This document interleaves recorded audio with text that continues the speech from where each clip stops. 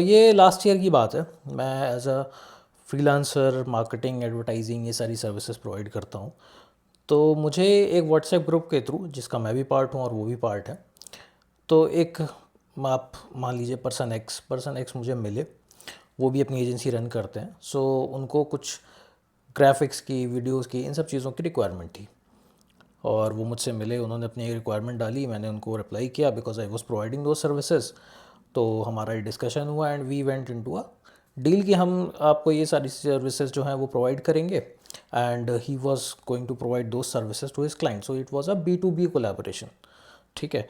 तो क्या होता है कि ऐसे टाइम पे कई बार आपके पास भी काम नहीं होता, या कई बार ऐसी चीज़ें होती हैं कि आप ज़्यादा काम लेने की कोशिश कर रहे होते हो। अब मैं उसका भी आपको रीज़न थोड़ा टाइम बाद बताऊंगा कि ऐसा क्यों था मेरे साथ और मैं क्यों वो काम मुझे लेना था।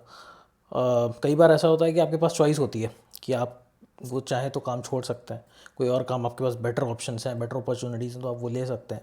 बट कई बार आपके पास ऑप्शन होते नहीं हैं, आपको उन्हीं जो गिने चुने लिमिटेड ऑप्शंस होते हैं उसी में से किसी एक को चूज़ करना होता है। मेरा वो वाला टाइम चल रहा था। ठीक है, मैं आपको दशा भी बताऊंगा कौन सी मेरी दशा और अंतर्दशा चल रही थी, जिसकी वजह से मुझे थोड़ा सा डिस्परेशन था काम को लेने का।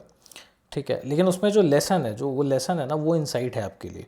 वो आप सबके लिए एक इंसाइट है। जो बहुत सारे लोग होते हैं उनका मतलब ऑलमोस्ट, मैं तो अब देख रहा हूँ, मैं ट्विटर पे भी देखता हूँ, सोशल मीडिया पे भी देखता हूँ, बहुत सारे लोग हैं जो वो बोलते हैं कि कर्मा जैसी कोई चीज़ नहीं होती और बुरा करने वाले हमेशा बुरा करते हैं, उनके साथ कुछ बुरा नहीं होता। और अच्छा करने वाले बेचारे अच्छा ही करते रहते हैं, उनको कभी अच्छा ही नहीं मिलती। तो बुरा करने वालों के साथ हमेशा अच्छा होता है और अच्छा करने वालों के साथ बुरा होता है। तो मैं आपको इस एक वीडियो के थ्रू ना थोड़ा सा एक इंसाइट दूंगा। ये मेरा पर्सनल एक्सपीरियंस है बाय द वे, और मैं आपको एंड रिजल्ट भी बता सकता हूँ क्योंकि ये मेरे साथ जो हुआ था, अब उसका एंड रिजल्ट भी मैं आपको बता सकता हूँ कि अभी करंट में सिनेरियो क्या है। तो ये हुआ कि हमने 3 महीने उनके साथ काम किया। ठीक है। और फ्रीलांस बेसिस पे क्या होता है कि पेमेंट कई बार ना डिले हो जाती है। ये मतलब फ्रीलांस वर्ल्ड में जो लोग होंगे, या इवन इंडिया में, तो आप कोई भी बिज़नेस आप करोगे ना, इवन आप प्रोडक्ट बिजनेस में भी हो, या आप ट्रेडर हो, या आप डिस्ट्रीब्यूटर हो, कुछ भी हो, बंदा जो कस्टमर है वो पेमेंट डिले करता ही है। वेंडर आपका पेमेंट डिले करेगा। ठीक है, आप एजेंसी हो तो आपके क्लाइंट्स आपका पेमेंट डिले करेंगे, ये चीज़ चलती रहती है। उनके एंड से ना पेमेंट काफ़ी हमारा डिले था, काफ़ी पेंडिंग पेमेंट था। तो मैंने उनको रीच आउट करना शुरू किया। अब मैं भी थोड़ा कुछ चीज़ों में बिजी हो गया, तो मैं इतना प्रॉम्प्ट फॉलोअप नहीं कर पाया। भाई ऑब्वियसली बात है, मंथ एंड पे ही आपसे फॉलोअप होगा पेमेंट के लिए। रोज़ रोज़ तो पेमेंट कोई आपसे पूछेगा नहीं। तो जब मैंने उनको ना फॉलोअप करना शुरू किया, तो शुरू में वो बहुत ही कोल्ड रिस्पॉन्स, मतलब शुरू से ही कोल्ड रिस्पॉन्स था पेमेंट में, हमेशा डिले। जब मैंने 2-3 महीने का एक साथ पेमेंट हुआ तो मैंने बोला कि आप पेमेंट आप पे करो, तो कह रहे आपने इतना सारा पेमेंट हो गया तो आप अभी मुझे क्यों बता रहे हो, आपको पहले बताना चाहिए था। मैं आपको पहले बताऊं या अभी बताऊं, पेमेंट इतना तो है ही नहीं कि आप इतना सोचो करने में, बट हो रहा था। ठीक है। फिर कुछ टाइम बाद क्या हुआ ना कि उन्होंने पार्ट पार्ट पेमेंट करा। बोला मैं पार्ट पार्ट पेमेंट करूँगा। मैंने कहा ठीक है भाई, आप करो जैसे आपको करना है। मेरे पास भी उस टाइम पे ऐसे मेरे कुछ स्ट्रगल्स चल रहे थे कि मुझे वो काम करना पड़ रहा था, तो मैं कर रहा था। जब ऐसी सिचुएशन में आप होते हो ना, तो आप बार्गेनिंग पोजीशन पे नहीं होते। बार्गेनिंग पोजीशन में, बार्गेनिंग एंड पे जो होता है ना, वो दूसरा बंदा होता है। ये कुछ टाइम चला एंड उसके बाद क्या हुआ, एक पॉइंट ऐसा आया ना कि मतलब अब ये हो गया था कि उनके एंड से काम नहीं आ रहा था और पेमेंट पेंडिंग थी। तो मैंने उनको रिमाइंडर डाला कि आप पेमेंट क्लियर कर दो और कुछ नया काम है तो आप मुझे बता दो, और अगर नया नहीं काम है तो पेमेंट पीछे का क्लियर करो और हम इसको क्लोज करते हैं यहाँ पे। सो वही चीज़ होने लगी जैसे हमेशा होती है कि ठीक है कल करता हूँ, परसों करता हूँ, ये चीज़ चलने लगी। अभी जो पर्सन एक्स है जिसके बारे में मैं आपको बता रहा हूँ, ये बंदा ग्रुप में, दूसरी जगह ग्रुप्स में इधर उधर अपने क्लाइंट के डील्स ले रहा है, क्लाइंट से काम ले रहा है, लोगों को काम दे रहा है। भाई मेरा पेमेंट बचा है वो मुझे नहीं मिल रहा। ठीक है, मैं बोल रहा हूँ पेमेंट के लिए, रिमाइंडर डाल रहा हूँ, मुझे पेमेंट नहीं मिल रहा, मुझे टरकाया जा रहा है, मुझे घुमाया जा रहा है। 1 दिन 2 दिन 5 दिन, मैं कहा ठीक है दे देगा बंदा, कहाँ जाएगा। फिर एक टाइम ऐसा आया कि मुझे पता चला, मैं कॉल्स कर रहा हूँ, मैसेज कर रहा हूँ, मेरे मैसेज कॉल्स कुछ रिप्लाई नहीं हो रहे, कुछ कॉल आ भी नहीं रहा है, जा भी नहीं रहा है। मुझे पता चला मुझे तो ब्लॉक कर दिया गया है। मुझे व्हाट्सएप से ब्लॉक कर दिया गया, मुझे कॉल से भी ब्लॉक कर दिया गया, सब जगह से मैं ब्लॉक हूँ। ठीक है। अब मुझे समझ नहीं आया कि ऐसा क्यों, मतलब इतने अच्छे टर्म्स पे हमारा काम चल रहा था। मैंने आपसे कोई ऐसा कुछ ओवर पेमेंट, मैंने आपसे कुछ मांगा नहीं कि मैंने जितना काम किया नहीं उससे ज़्यादा का मैं पेमेंट मांग रहा हूँ, या मैं आपको इतना पोक कर रहा हूँ, नहीं। तो एक तरीके से उनका इंटेंट ही नहीं था कि वो पेमेंट करें उस चीज़ के लिए। अब कुछ भी हो सकता है उसके पीछे का रीज़न। ठीक है। तो मुझे पता नहीं चला, ये चीज़ मुझे ब्लॉक कर दिया। और फिर जब मैं इधर उधर से कहीं से भी ट्राई कर रहा हूँ, कोई फ़र्क नहीं पड़ रहा। अच्छा, व्हाट्सएप ग्रुप्स में क्या होता है ना कि अगर आप ब्लॉक हो किसी की, तो किसी ने आपको ब्लॉक कर दिया, तो भी व्हाट्सएप ग्रुप्स में आपको उनके मैसेज दिखते रहेंगे। आपका पर्सनल मैसेज उनको सेंड नहीं होगा, बट व्हाट्सएप ग्रुप्स में तो वो दिखते हैं, वो बंदे एक्टिव हैं। अब वो उस बंदे ने जब मुझे ब्लॉक किया, तो उसी दिन या उसके अगले दिन ना वो बंदा वहाँ पे ग्रुप में एक मैसेज डाल रहा है, लिंक्डइन पे एक पोस्ट डाली थी, उस पोस्ट का उन्होंने लिंक डाला कि लोग ना पेमेंट अब टाइमली नहीं करते हैं और लोग सीरियस नहीं है काम को लेके और इंडस्ट्री में ऐसे फ्रॉड होते हैं। और मैंने उस पर फिर हा वाला रिएक्ट किया कि भाई कौन कौन ये बात कह रहा है, आप खुद पेमेंट नहीं क्लियर कर रहे हो, मेरा पेमेंट आप खा के बैठ गए हो। ठीक है, ठीक है, अब वो बात आई गई हो गई, मुझे भी समझ आ गया, वो पेमेंट मेरा चला गया, वो पेमेंट रिकवर नहीं होगा, बहुत बड़ा अमाउंट भी नहीं था, बट जितना भी था वो गया, उस रिकवरी नहीं होती। और फ्रीलांस लाइन में और बिजनेस में ये बहुत बार होता है कि आप लोग पेमेंट पे डिफ़ॉल्ट कर जाते हैं, आपको पेमेंट मिलती नहीं है। तो लेकिन ट्विस्ट ये नहीं है, ट्विस्ट ये है कि ऑलमोस्ट अब इस बात को हो गए 4-5 महीने, लास्ट ईयर की बात थी और अभी 4-5 महीने हो चुके हैं। आज की बात मैं आपको बता रहा हूँ, आज मैंने व्हाट्सएप ग्रुप पे ना उनका एक मैसेज देखा कि उनके उसी बंदे के पर्सन एक्स के एक क्लाइंट की तरफ ना जितना मुझे अमाउंट ड्यू था उसका 6 टाइम्स ड्यू है एक क्लाइंट की तरफ, और वो क्लाइंट डिफ़ॉल्ट कर गया है और वो क्लाइंट नहीं दे रहा, मना कर रहा है पेमेंट से, वो कॉल ही नहीं उठा रहा, वो इनकम्युनिकाडो हो गया है, कम्युनिकेट ही नहीं कर पा रहे हो आप उनसे। ठीक है, आपको सब कुछ पता है, ऑफिस पता है, सब कुछ पता है, बेटा क्या कर लोगे? वो बंदा जब देना ही नहीं है उसको पेमेंट, वो नहीं देना, आप क्या पकड़ कर लोगे? इतना बड़ा भी अमाउंट नहीं है, बट जितना मुझे देना था उसका 6 टाइम्स पे वो उनका क्लाइंट डिफ़ॉल्ट कर गया है। ठीक है, मैं आपको सिर्फ ये चीज़ बोल रहा हूँ कि ना जो आपको लगता है कि कर्म का हिसाब नहीं होता, कर्मों के हिसाब हुए बिना चीज़ें चल जाती हैं, ऐसा नहीं है। ऐसा नहीं है कि मुझे बहुत अच्छा लग रहा है, मुझे थोड़ा बहुत अच्छा तो लग रहा है क्योंकि अब मैं सैडिस्टिक भी नहीं हूँ कि मुझे बहुत मज़ा आ रहा है, लेकिन मुझे बस ये देखकर मुझे लगा कि देखो आप बच नहीं सकते। ठीक है, मैं ऐसे टाइम पे था जब मैं ऑब्वियसली मैं थोड़ा डेस्परेट था उस चीज़ के लिए, क्योंकि मेरा टाइम ऐसे चल रहा था, मैं काम के लिए इसलिए डेस्परेट था क्योंकि मेरा टाइम ऐसे चल रहा था कि मुझे भी जो मेरे टीम के लोग हैं उनको सैलरी देनी है। ठीक है, एज अ जब आप कोई एजेंसी रन कर रहे हो, कोई बिज़नेस आप रन कर रहे हो, आपके जो सबसे बड़े स्ट्रगल्स होते हैं ना, वो कोई बताता नहीं है आपको, बट वो सबसे बड़ा स्ट्रगल ये है कि आपके लिए जो लोग काम कर रहे हैं उनकी सैलरीज जानी चाहिए। ठीक है, उनकी सैलरीज अगर नहीं जा रही हैं तो आप आपके लिए कुछ बचे ना बचे वो सेकेंडरी है, ये तो बिज़नेस का रूल है, वैसी बात है। बट जो आपके लिए काम कर रहे हैं कम से कम आप उनके ऊपर डिफ़ॉल्ट ना करो। मैंने आज तक किसी के पेमेंट्स पे डिफ़ॉल्ट नहीं किया है। ये तो हम बोल देते हैं कि भाई हमें पास रिक्वायरमेंट नहीं है, आप देख लो कहीं और, आपको अगर अच्छी अपॉर्चुनिटी मिल रही है आप देख लो, आप वहाँ ज्वाइन कर लो।